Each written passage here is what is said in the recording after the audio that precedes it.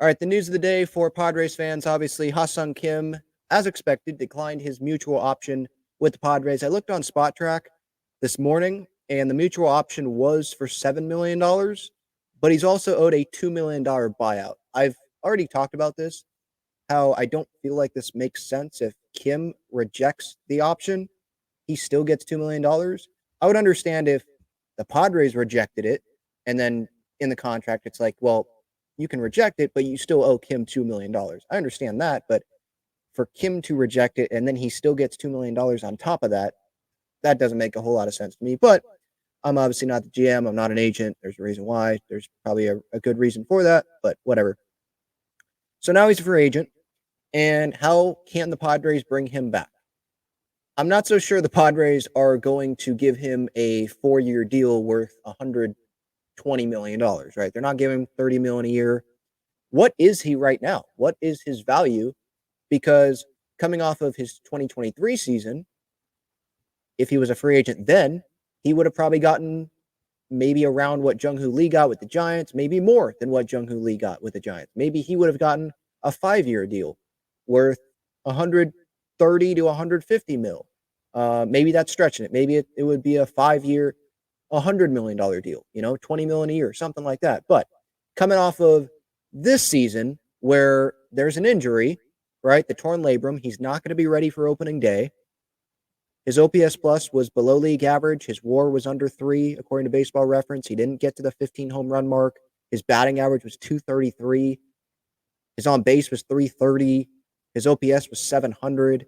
These were all significantly down in comparison to where he was in 2023 when he had a 398 slugging, 370 this year, 351 on base last year, 330 this year, 749 OPS last year, 700 this year, 107 OPS plus last year, 96 this year. The numbers were down.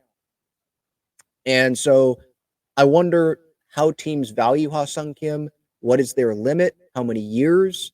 Because Ha-Seong Kim, how old is he? 29. So next year, is next year going to be his age 30 season? I think he might still be 29 when next season begins. But yeah, how the Padres can bring him back, that's obviously the question that I pose here. For me, it's a pillow contract because I think there's two options here. It's a team decides to invest in him and they're like, we believe that you can be a second baseman or a shortstop or a valuable utility guy for us when you're healthy. So we'll give you 3 or 4 years. Maybe some options are in there and there can be some bonuses for, staying healthy or reaching certain marks. Profar had some as well. Now that was $1 million and then incentives on top of that. But still, they could work that out. And all it takes is one team to be like, yeah, he has speed. He can steal you a bag. He can hit. It's not like hit for insane power or anything, but if you want to go with the upside of 2023, and I was hoping that he was going to take another step for 2024, you can see the upside there. Obviously, great defense. So teams that want to improve their defense, especially on the infield, you can look at him that way. It's someone that's always going to give you that effort. That's what I applaud from Ha-Seong Kim. There were some base running decisions. I don't think he was the best base runner, but I do appreciate that he was hustling a lot of the time with the Padres. And I think that's part of why he became this fan favorite. So other teams could look at that and be like, yeah, let's give him that deal that no other team is willing to do, and he'll come to you. Or teams don't want to take that risk coming off of this past season, what he did offensively. And yeah, he's an elite defender, but he's coming off of the torn labrum. Teams may want to be like, hey, let's wait. Let's see if he gets a 1-year deal, and then we'll give him money if he performs on a 1-year pillow after a 1-year pillow contract with probably the Padres. I don't see how he would sign a pillow deal with another team.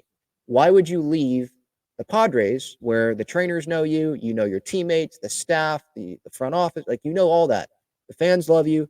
Why would you leave that on a 1-year deal to go to a new organization where you have to learn everything just to possibly be there for only 1 year and then go somewhere else, right?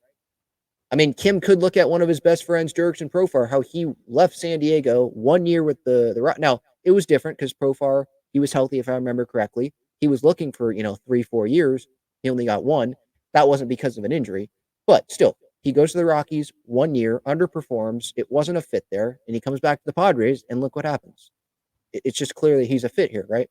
So, Kim, I feel like this is how the Padres can get Ha-Seong Kim back.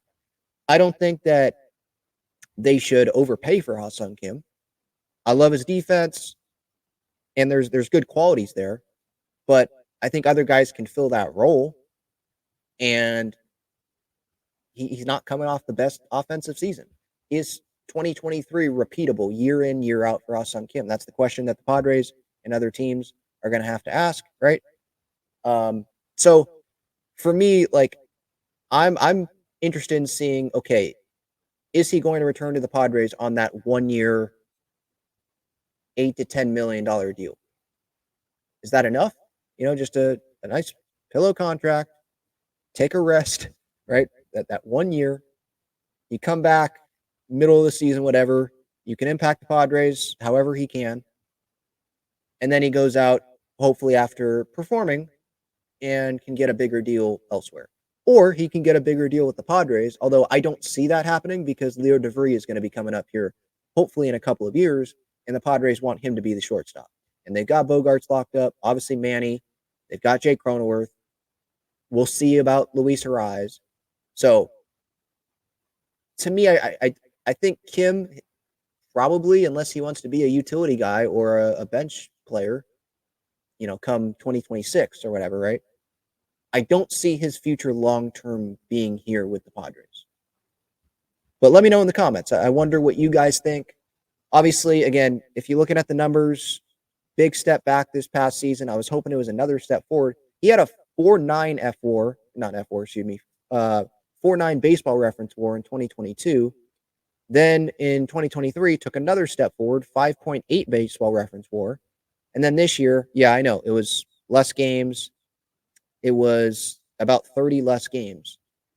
But the baseball reference WAR was, 3 wins fewer above replacement. It was 2.6 this year, which is 0.5 WAR higher than what he did in 2021. And we know that was not the Ha-Seong Kim that he is and was obviously not too long ago because he was just adjusting to the league.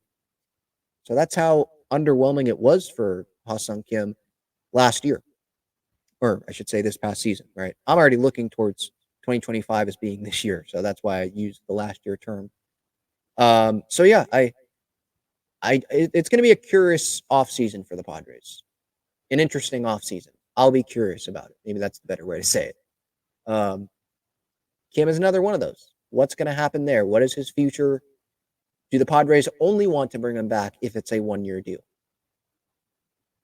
Or would it be a 1 year with multiple options like that Wandy Peralta deal? Peralta, by the way, I guess that was the other news. Peralta, like you say here, or you see here, he opted in for 2025, which is not surprising coming off of the underwhelming season that he had. So that's the news for today. Still waiting to see any coaching staff news. Ruben Niebla, obviously that's a notable one. I believe he is a free agent now. There was a lot of action around Major League Baseball today. Garrett Cole, I know this is a Padres channel, but Garrett Cole was big news today. I think he opted out, and so now he's a free agent. But the Yankees, in that contract, they can trigger an extra year on that deal and keep him with the Yankees, but they pay him more money. I think it turns to like a 5-year deal instead of 4. So he technically is not a free agent yet, because I think the Yankees have until Sunday. If he becomes a free agent, I'm not saying the Padres are going to go sign Garrett Cole to a long-term deal, but I'm not surprised that Garrett Cole opted out there. You can get more money from the Yankees when they bring you back on a 5-year deal, I think is what it is, instead of 4. So it makes sense for him. This isn't like him saying he doesn't want to be a Yankee. So if anyone wanted to maybe start trying to connect Garrett Cole to other teams, maybe the Padres, I would suggest to not do that. I would definitely not get my hopes up there. I don't think the Padres are going to spend big money. They're not going to sign a superstar contract. Anyone. They could trade for a big person who may have a little bit more of a team friendly contract, but I don't see them signing a pitcher for a big long term deal.